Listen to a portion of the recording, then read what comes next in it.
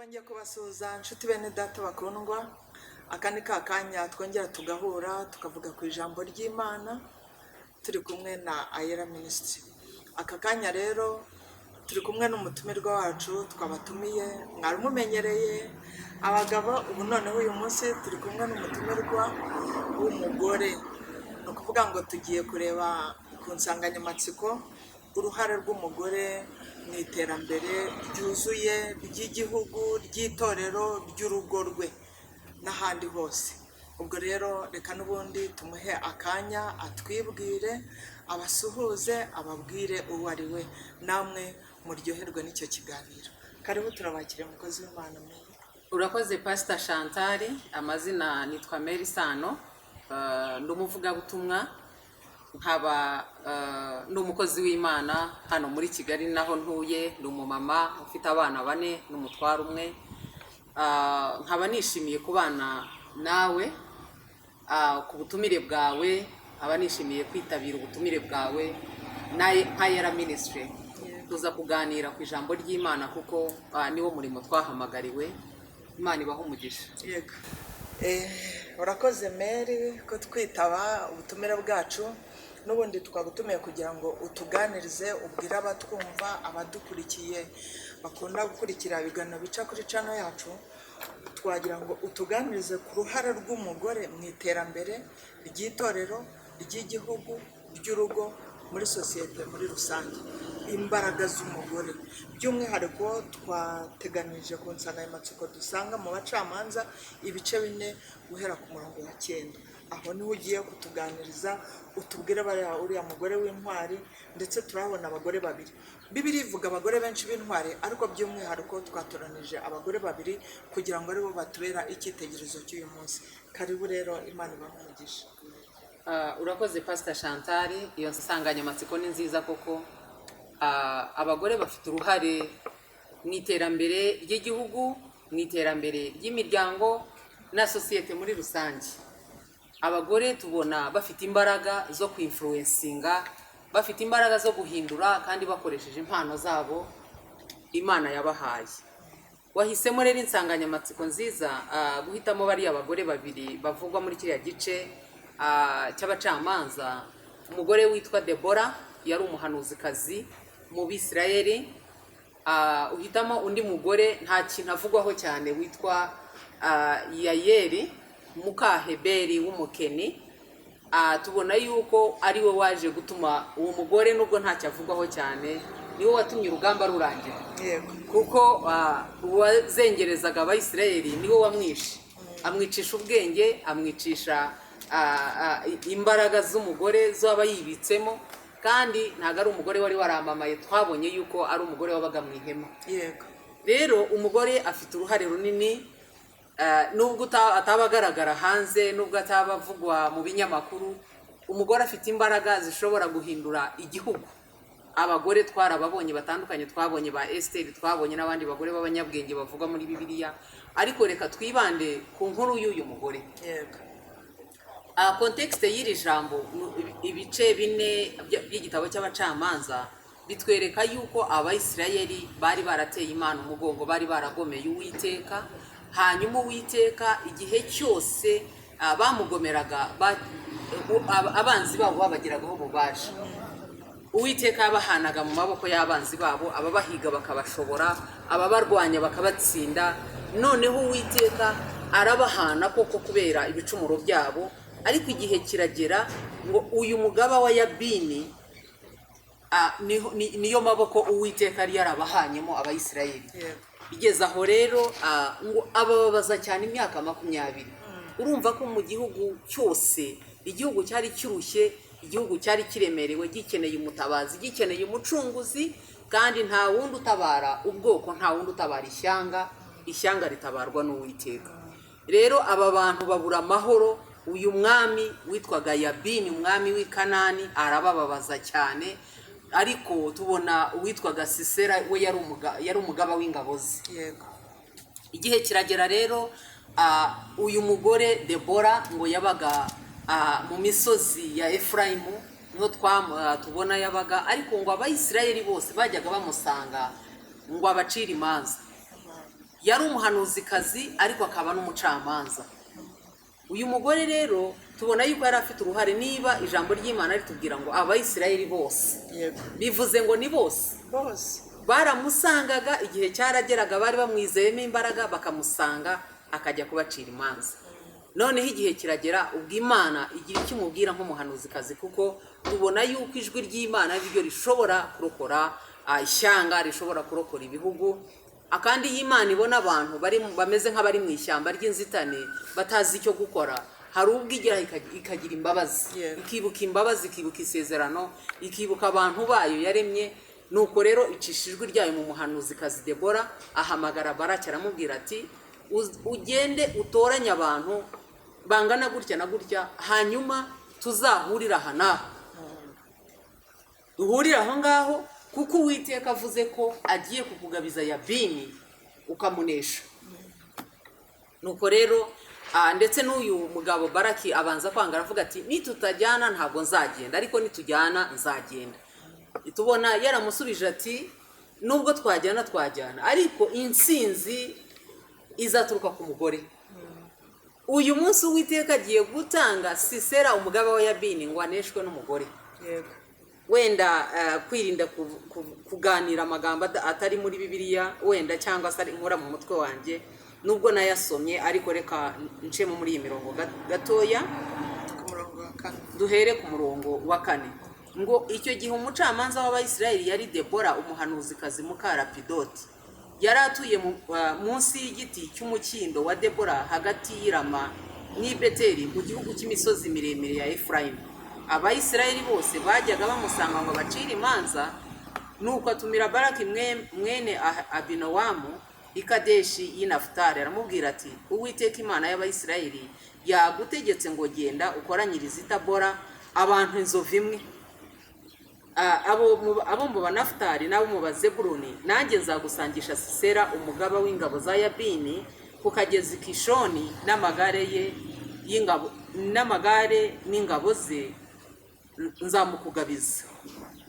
Baraki aramusubiza ati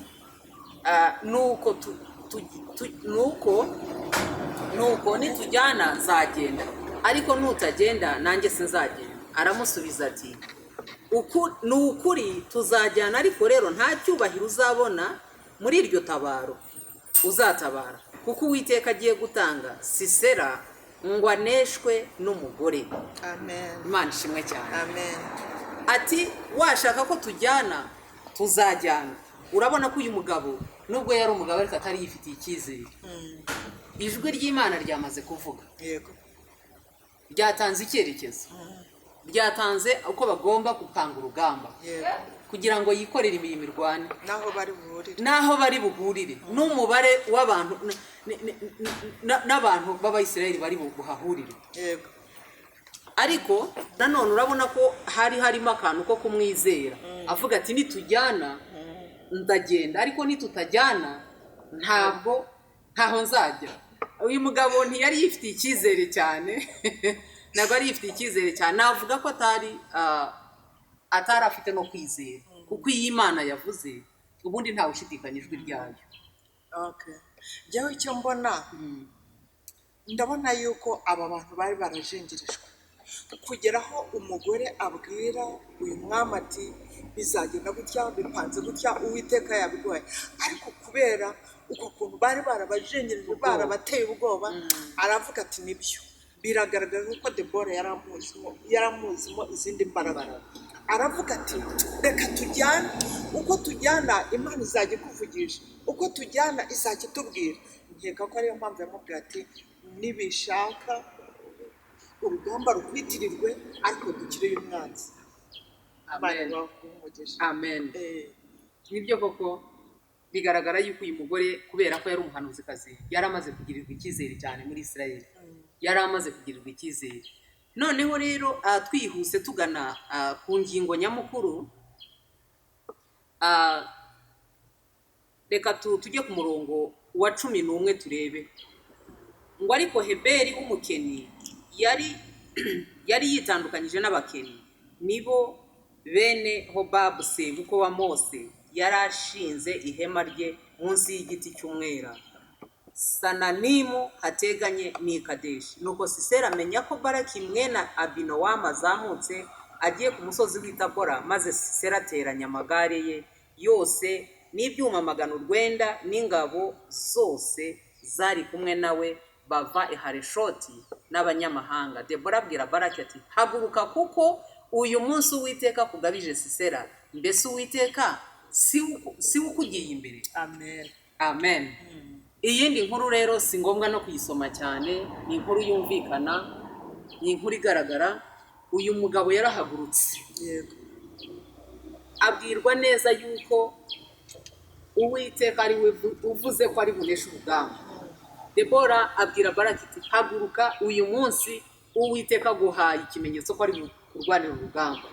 Ariko wa mugaba w'ingabo nawe yumvishe yuko noneho Baraki agiye kubatera, ngo arahaguruka akoranya amagare 900. Yego. Icyo nshaka kubwira abantu banatwumva banatureba, nuko Uwiteka iyo atari we urwanya urugamba, nubwo amagare y'intambara yaba menshi, Amen. ntacyo byamara. Ntacyo. Uyu yari afite ingabo nyinshi, yari afite amagare ngo y'ibyuma 900. Ariko kuko Uwiteka yatanze ijambo, hanyuma uriya mwami we arahaguruka ariruka, uriya mugaba w'ingabo arahaguruka aragenda, ari we Sisera, ajyana igihunga, agera hananirwa, hanyuma ava ku atayo magare aramanuka ngo agana kwa Heberi, kuko Heberi ari we mugabo wa Yayeli, ngo yumvikanaga na Yabini ari we mugaba mutware mukuru w'i Kanani. Yego. Ni ukuvuga ngo yahungiyeyo kuko yari azi yuko shebuja yumvikana n'urwo rugo, bafitanye ubumwe. Amen. Yo. Reka rero azasange umugore. Asanga umugore w'ubwenge Imana yahagurukije, Imana yahaye imbaraga, nawe amubonye amukubise amaso ati, ngwino mutware. Bigaragara ko nawe yari amuzi kuko yamwise umutware. Ariko uyu mugore nubwo yabaga mu ihema, yari afite amakuru. Yari yibitse amakuru. Pastor Chantal, ikintu cyo kumenya amakuru ni cyiza. Amen. Kumenya amakuru, nubwo turi abagore tuba mu mahema, nubwo hari abagore baba mu nzu batize, badafite n'imirimo bashobora gukora hanze bagaragaza bacisha ku mateleviziyo cyangwa ngo babone ibiki, ariko kumenya amakuru y'itorero, amakuru y'umuryango, Yego. amakuru y'igihugu, amakuru ya sosiyete, ukayibika. Igihugu cyawe cyaba kiri mu kaga ukabimenya, ukagisengera. Igihugu cyaba gifitanye amakimbirane n'ibindi, bimenye. Reka kuba umuntu ujijiriwe. Ijambo ry'Imana yatubwira ngo tuba abantu bajijutse, bahumutse, tumenye ibirimo kuba. Uyu mugore rero ikintu namukundiye, yabonye umutware amusanze ari we Sisera, umugaba w'ingabo za Yabini, aravuga ati, karibu umutware. Ariko yari afite amakuru, yari yibitseho amakuru yo kumenya ngo aba nibo barimo kuzengereza ubwoko bwacu. Ariko uyu muryango usanzwe wumvikana n'umwami, ku buryo nanjye mfite strategy, mfite icyo nakora. Aramubwira ati, karibu. Undi amwakira neza, noneho arangije aramubwira ati, noneho wowe ugumaho uhagarara aho ngaho imbere y'ihema ryawe, atari kubanza umpa amazi yo kunywa. Uyu mugabo yari afite ubwoba, ariko kuko Uwiteka yari yamuhinzeyo, navuga yuko n'Uwiteka ari wamuteye igihunga kugira ngo aze kuneshwa n'umugore, kuko umuhanuzikazi yari yabivuze. Pastor Chantal, nkunda umukozi w'Imana Debora.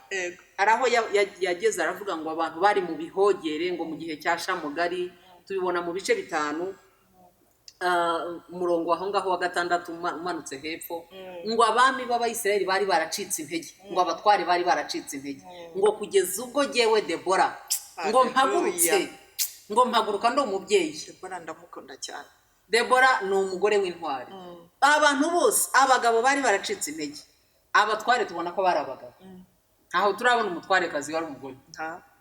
Ngo barahaguruka, ngo bari baracitse intege, ngo kugeza igihe jyewe Debora nahagurukiye, ngahaguruka ndo umubyeyi w'Abayisiraheli. Imana ishimwe cyane. Haleluya. Uyu mugore atwereka ubutwari abagore dukwiriye kugira, uruhare abagore bakwiriye guhaguruka bakumva ko bafite umurimo munini wo gukora. Kuko abagore ikindi nabonyemo ni uko umugore afite uburyo ashobora kugera ahantu, kuko abagore abantu benshi bavuga yuko ntacyo umugore ashobora kugusaba ngo kimwime, ngo mbega bagirirwa imbabazi mu maso y'abantu, ngo bagirirwa imbabazi, kuko ngira ngo wenda abantu babafata nk'aho ari abantu bataguhungabanya cyangwa se badafite intege zo kukurwanya. Bigaragara yuko umugore icyo yashaka yakigeraho aramutse akoresheje ubwenge. Icyo rero Yayeli yakoze, yaramwakiriye amusaba amazi yo kunywa, arangije ati amuha naho kuruhukira, ati karibu ngwino uryame. Araryama ariyorosa ngo amworosa ikiringiti. Amaze kumuha ikivuguto yamuhaye iby'agaciro, yamusabye amazi, amuha ikivuguto. Aha harimo somo cy'Ishantu, Pastor Chantal. Aho ngaho none nshaka kudusobanurira. Debora turamubonye atanze komandoma, urugamba rurashyushye kugeza ubwo uriya Sisera nyine ahiye ubwoba, avuye mu igare agiye yirukanka, aramanutse rero ahuye n'uyu mugore w'umunyabwenge. Aragiye rero ati nyihera amazi. Ndaramubwira ati aho kugira ngo uhe amazi reka nguhe amata. Aho rero niho nshaka ngo ese icyo kintu uracyumva ute? Wasobanura ute abantu badukurikiye kugira ngo amusabe amazi we amuhe ikivuguto? Yashatse kugira ngo bigende gute? Kubera iki atahise yirukanka bamuzane ijaga y'amazi, ahubwo akirukanka azana ikivuguto cyiza? Urakoze Pastor Chantal. Icyo mbonamo, yashaka kumuha garanti ya sekirite, yashakaga kumuha iby'agaciro kugira ngo amwizeze, agire icyo nakwita comfort. Noneho yumve afite amahoro. Iyo umuntu umusabye ikintu ariko akarushaho kuguha icyiza, uramwizera cyane. Ubu bwari ubwenge bw'umugore. Wowe asabye amazi ariko ntanasabye amazi menshi, aravuze ngo ntutuzi kuko nguyu mwuma. Yashaka gutuzi duke two kumuramira. Undi noneho kubera ubwabwenge bwe ariko n'amata yari ayafite, ntabwo yatanze icyo adafite, aramubwira ati ngwino. Noneho uyu mugabo kuko yizeye urugo rwacu, kuko umutware wasanzwe aza hano tugendanira, wamuha amata, yashaka kugira ngo amwizeze sekirite, aruhuke ntanasinzira ntanicure. Ni umugambi yari apanze, yagira ngo amwizeze comfort, amwizeze agubwe neza. Iyo umuntu aguwe neza aranasinzira, arasinzira, hanyuma aruhuke n'igihunga gishira. Arangije amuhaho kuryama, undi aramworosa ngo amushyiraho uburingiti. Kuko tubona yuko uyu mugabo ngo yari arushye, ariko ngo Sisera aramubwira ati wihanganire mu muryango w'ihema, wihagarare mu muryango w'ihema, nihagira umuntu uzakubaza ati mbese hari umuntu ugeze aha, umusubize utureka da. Yayeli muka Heberi yenda urubambo rw'ihema n'inyundo, aza yomboka, amukubita urubambo muri nyiramivumbi, rutunguka hasi, kuko yari mu iroro ryinshi arushye cyane, nuko araca.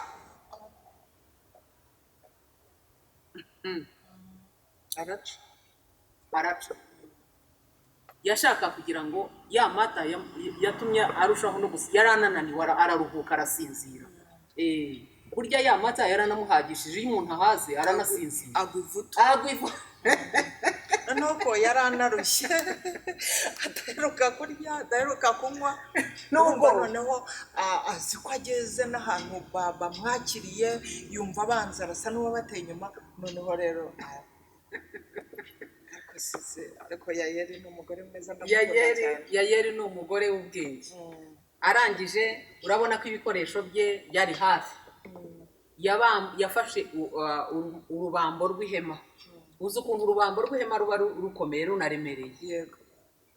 ngo aragenda amukubita muri nyiramivumbi ngo ni nko mu musaya mu musaya undi kuko ngo yari mwiroro. urumva ko ako kanya kubera igihunga yari afite yahise asinzira ajya mu bitotsi byinshi. Arangije amukubita muri nyiramivumbi, hanyuma urubambo ruhinguka hasi, rwarahinguranyije umusaya rugera hasi. Uyu mugore ni intwari. Ni ukuvuga intsinzi yatashye muri Isirayeli, bavuze amakondera bati urugamba rurarangiye.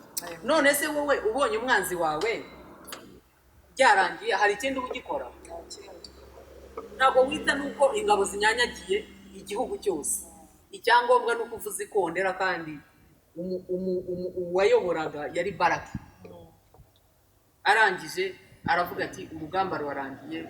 Hanyuma koko nk'uko umuhanuzikazi yabihanuye, aravuga ati nubwo twajyana ariko ntabwo uzabona ishimwe muri iri tabaro, kuko Uwiteka agiye gutanga Sisera umugaba wa Yabini ngo aneshwe n'umugore.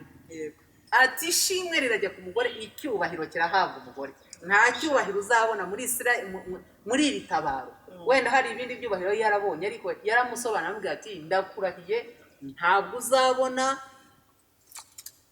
icyubahiro muri iri tabaro, kuko Uwiteka agiye gutanga Sisera ngo aneshwe n'umugore. Uwiteka rero yari yabonye n'ikiri butsinde uyu mwami, n'ikiri bumurwanye, ko atari amasasu, ko atari intambara, ahubwo ni umugore uzi gushyira mu bikorwa iyo Uwiteka yavuze. Amen. Yego, tugana ku musozi Meri, Imana ishimwe cyane. Tubonye uyu mugabo Baraki ko yamenye imbaraga ziri mu mugore, akemera kujyana n'uyu muhanuzikazi Debora kugira ngo amufashe rugamba no kunesha uriya mugaba w'ingabo ari we Sisera wari warabarembeje. Tugana ku musozo rero, mbere na mbere ndabaza no gushimira leta yacu uburyo kiha uruhare abagore. Abagore rwose tukaba turi mu nzego zifata ibyemezo aho ariho hose. Hanyuma rero tukiri aho ngaho dusoza, ni ubuhe butumwa twatanga? Urabona ko uyu wari umurimo w'Imana, turi mu murimo w'Imana. Ndashaka ngo ugire inama abantu batari batuma abagore bagira uruhare rufututse mu gufata ibyemezo, mu guha umugore mbese ijambo ryisanzuye no gufata ibyemezo mu murimo nk'uko nguko tubona Debora yabigenje. Mbese ni ukuvuga ubutumwa hose no kuri sosiyete kugira ngo duhe koko agaciro umugore. Imana iguhe umugisha, kandi turaba tunasoza. Amen. Icyo navuga cyangombwa gikomeye ni uko umugore yahagarara mu ruhare rwe.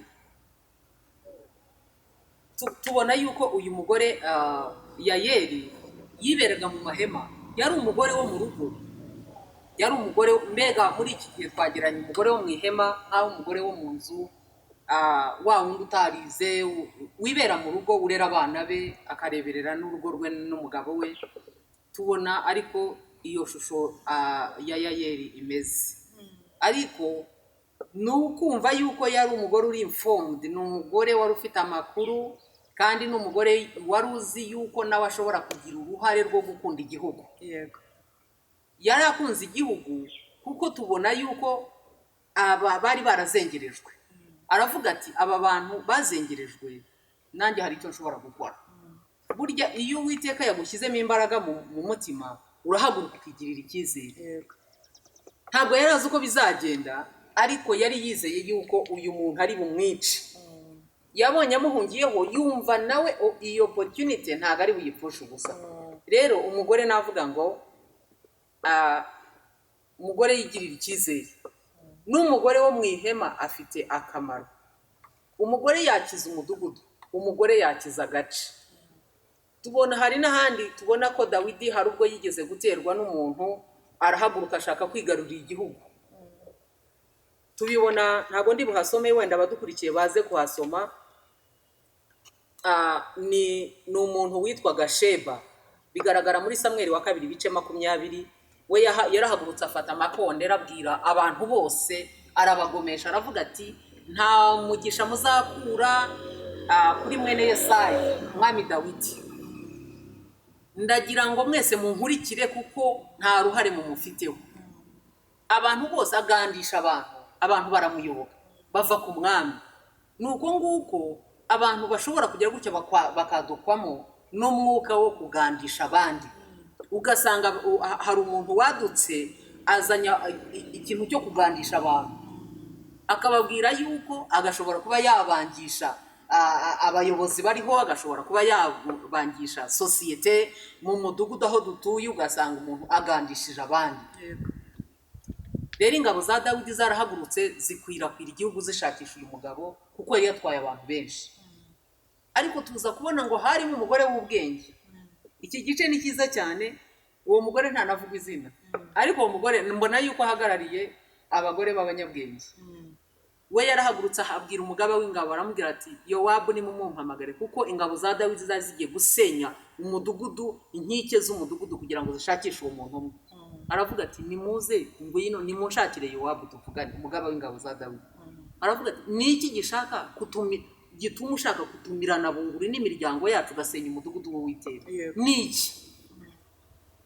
Niki gishaka gutuma udutera akaga? Umugaba w'ingabo aravuga ati ndakurahiye Uwiteka yuko ntabwo umugambi wanjye ari uwo kumaraho abantu, ariko hari umuntu wahagurutse atunga umwami ukuboko, hari umuntu wahagurutse arwanya umwami, uwo niwe dushaka. Undi ati hama hamwe ndaza kukwereka uko ndi bubigenze. Amen. Aragenda akoranya abantu avuga ati ngo abwira abantu mu ubwenge bw'umugore. Ubwenge bw'umugore. Amen. Nta nubwo uwo mugore yagiye ngo abisakuze uwo muntu yari gucika, ariko ngo yaragiye akoresha amobiriza abantu mu bwenge. Aravuga ati hano harimo umugabo witwa Sheba kandi yahagurutse gutunga urutoki umwami, yahagurutse kugomera umwami. None ndabinginze mureke tumushakishe tumuce igihanga. Abwira Yowabu ati igihanga cya Sheba nakirenze urugo. Amen. Uwo mugore yamubirije abantu, harimo confidence. Yaravuze ati gumaho ndakikurengereza ngewe ubwanjye, ntusenye umurwa nwisenye umujyi kuko Uwiteka niwe waduhaye aha hantu ngo tuhature. Ariko niba ari umuntu umwe ugiye kutuzanira akaga, ngewe ndaje ndakurengereza igihanga cya Sheba. Iki urugo. Uko yabigenje yabikoze mu bwenge, arangije igihanga cya Sheba koko akijugunyira Yowabu. Umugaba w'ingabo avuze ikondera aravuga ati urugamba rurarangiye. Imana ishimwe. Haleluya. Amen. Rero nk'icyo warumbaje navuga ngo umugore yigirira icyizere, umugore ahaguruke, umugore akunda igihugu, umugore yige. Umugore arashoboye. Yego. Abagore bige bajye mu mashuri bige.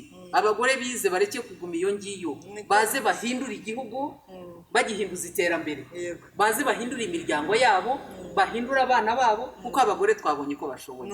Abagore rero barashoboye kandi ingero zirahari zifatika mu ruhare rwabo, baba bahanuza, baba abakozi b'Uwiteka, baba mu ngo zabo mu mahema, baba muri mu mudugudu aho batuye mu mirenge. Abagore baba abayobozi beza, abagore bahindura n'ibyo ndetse n'abagabo rimwe na rimwe bananiwe kuko bafite icyo bita amavuta ya influence. Amen. Urakoze Pastor Chantal. Yego rwose.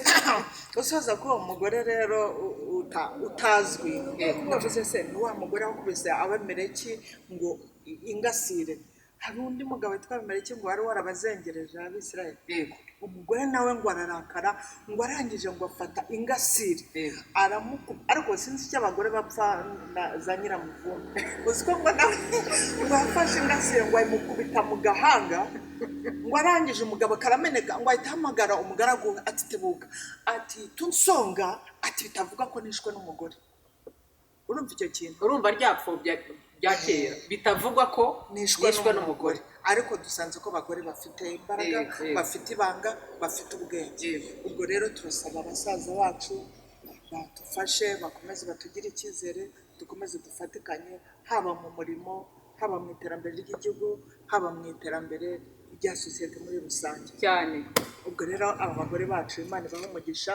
Dusoza tubona ko hariya mu Bacamanza n'undi 5 kuri ya murongo wa 26, reka bariho dusoreza twumva iyo ndirimbo ya Debora, ariko twibande kuri ya murongo wa 24 maze dusoze ikiganiro cyacu. Amen. Umurongo wa 24 Debora yahise ahimba indirimbo avuga ko koko ibintu byari byaracitse, ko abantu bari mu bihogere, abantu bari bihishe, ariko uwagahaguruka ari umubyeyi. Arakomeza aza kugera kuri Yayeli ashima bagize uruhare, ariko agaya n'abatararugize. Kuko haruguru gatoya aravuga ngo bareba gutyo gusa. Yavuze abataratabaranye n'Uwiteka. Yego yavuze aravuga ngo duhereye kuri 23 ngo nimwumve nimuvume merozi, niko marayika w'Uwiteka yavuze. Muvume abaturage baho cyane. Urumva iyo haje igikorwa gikeneye imbaraga z'abaturage, gikeneye imbaraga z'abantu, hakaba bamwe bashobora kuba bagera gute bakihisha iyo ngiye inyuma y'abandi. Ngo nimuvume merozi, niko marayika w'Uwiteka yavuze. Muvume n'abaturage baho cyane, kuko batatabaye Uwiteka, ntibatabaranye n'Uwiteka kurwanya abakomeye. Ariko barashima Yayeli ageze hepfo kuri 24 aravuga ati Yayeli ahabwa umugisha kurusha abandi bagore. Yayeli uwo ni mukaheberi w'umukene, kuruta abandi bagore baba mu mahema. Yamusabye amazi amuha amata, amuzanira ikivuguto mu njome ya gipfura, arambura ukuboko asingira urubambo, arambura nuko iburyo asingira inyundo y'abakozi. Urabyumva?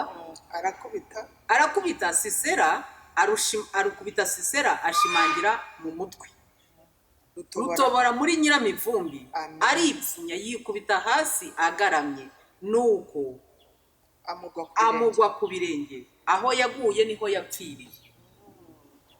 Wabyumvishe ngo ahabwe umugisha Yayeli kuruta abandi bagore, ariko abataratabaranye n'Uwiteka nabo nibavumwe. Aho ngaho nako gace kaho kagumye kiganditse iyo ngiyo, kigumishije iyo ngiyo, karebera.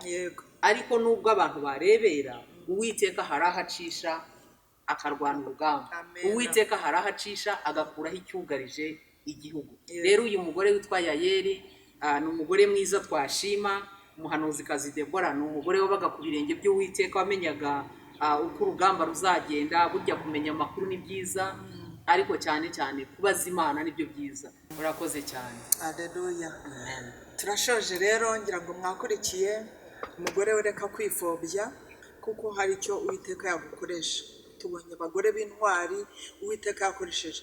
Naho waba utari intyoza ngo ushyomoke umenye kuvuga, ariko bahantu mu birindiro ku buryo umenya amakuru, umenya ababarwanya, sengera umurimo w'Imana, sengera igihugu cyawe Imana yaguhaye, sengera urugo rwawe, sengera sosiyete. Babazwa n'abo ubona bari kurimbuka, babazwa n'abana hanze ahangaha bari guterwa inda z'indaro batateganije, ubisengere. Sengera abana bacu bari kugenda banywa imogi, aribo tuvuga ngo nibo Rwanda rw'ejo.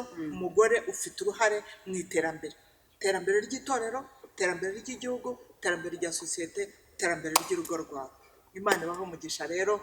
Karakanyuzeho ko kugira ngo turebe imbaraga z'umugore uko zihagaze mu gihe nk'iki, kandi we kwipfobya. Nawe hari icyo wamara, hari icyo wamarira sosiyete. Imana iduhane umugisha. Mary rero Imana ibaho umugisha. Ubwo igihe gikwiriye tuzongera tubatumire. Wavugaga nkumva ndaryoye, nkumva utarekera. Urakoze cyane. Imana iduhane umugisha. Amen. Amen. Reka turangize rero usenga mu ncamakeya dushima Imana. Mureke dusenge, kandi nanjye nshimiye Imana kubw'iki kiganiro cyiza. Mu by'ukuri iyo ubonye uko uvuga imbaraga z'Imana, nubwo tuvuga umugore ariko turavuga cyane imbaraga z'Imana, kuko turabavuga butumwa. Rero niyo duha imbaraga, niyo duha ubwo bwenge, niyo dukwiriye kujya tubarizaho ibyo dukwiriye gukora. Kandi na Debora iyo ataza gusenga Imana, ruriya rugamba ntabwo ruba rwaranejejwe. Rero icyo twakora cyose nk'umugore, icyo nagira abatwumva inama n'abatureba, ni ukuba ku birenge by'Uwiteka, tukamenya icyo Imana ituyobora nk'umugore. Uwiteka Mana, ndakwinginze kugira ngo utugirire neza, udufashe. Uwiteka ndaguhamagaye kugira ngo ufashe umugore. Ngushimiye inama z'ubwenge twunguye aka kanya, ngushimiye kugira ngo data Uwiteka tube twungukiye ahangaha ikiganiro uducishijemo, ndetse n'abatwumva uko bazacyumva uzabafashe kugira ngo iyi mbuto uzaterwe mu mitima yabo. Aya magambo ntagapfa ubusa, ibi bitekerezo ntibigapfa ubusa, ahubwo ababyumva bamenye yuko bafite uruhare. Abumva imbaraga z'umugore bumve ko nabo bagomba kugira uruhare mu gihugu. Bumve ko umugore akwiriye kugira uruhare muri sosiyete no mu muryango. Umugore afite imbaraga kandi waraziguhaye. Tugushimiye ku bw'abariya bagore twabonye, imbaraga wabahaye n'ubwenge wabacishijemo, kandi na n'uyu munsi ijambo ryawe uko ryari rimeze na n'ubu niko rikimeze, riracyakora. Imbaraga n'ububasha byari bifite na n'ubu uko wakoresheje bariya ba kera na n'ubu niko natwe wadukoresha. Nsengeye buri wese utwumva, nsengeye abagabo, nsengeye abagore, nsengeye abanyarwanda muri rusange, ngo utugirire neza, uduhe umugisha wawe, ubwenge bwawe budusange, umugisha wawe utubeho, kugirirwa neza n'imbabazi bitwomeho none n'iteka ryose mu izina rya Yesu. Amen. Amen. Amen. Amen.